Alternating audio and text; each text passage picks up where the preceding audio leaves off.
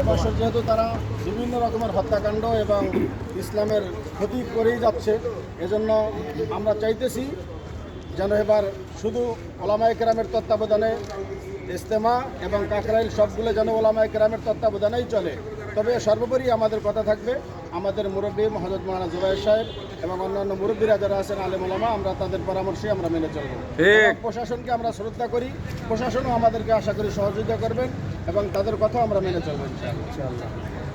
আপনার নামটা পরিচয়? আমার নাম মাওলানা মাসউদুর রহমান, পেশ ইমাম পীরমা জামে মসজিদ বিজয় সরণি।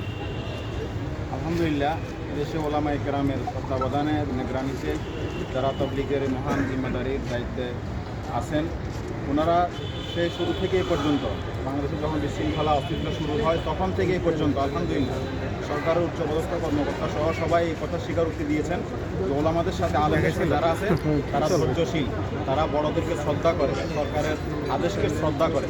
এই শ্রদ্ধার প্রমাণ আমরা এখন পর্যন্ত রেখেছি। 2018 সালের পরে এবং 2024 সালে এই দুই বড় ঘটনায় তারা প্রমাণিত হয়ে গেছে, চিহ্নিত হয়ে গেছে তারা সন্ত্রাসী। ভারতের সরাসরি রয়ের ষড়যন্ত্রের শিকার হয়ে তারা এগুলো করছে। এর মধ্যে আমি সবাইকে দোষারোপ করছি না, অনেকেই এর মধ্যে অবুঝ আছে। আমরা তাদের ব্যাপারে আশা করি তারা যদি তাদের পিছনে আমরা যদি মেহনত করি তারা আমাদের দিকে ফিরে আসবেন। কিন্তু রাঘব বোয়াল যারা আছে মুয়াজ বিন নূর সে আসলে বড় কেউ না। তো মুয়াজ বিন নূর সে আপনারা জানেন ইতিমধ্যে সে যে মাদ্রাসা থেকে ফারেক হয়েছে, মালিবাগ মাদ্রাসা, সেখান থেকে তার সনদ বাতিল করা হয়েছে। এভাবেই ইনশাআল্লাহ আবার আমরা অনেক খবর পাচ্ছি যে তাদের অনেক সাথী ইতিমধ্যে ওলামায়ে কেরামের হাতে এসে তারা তওবা করছে।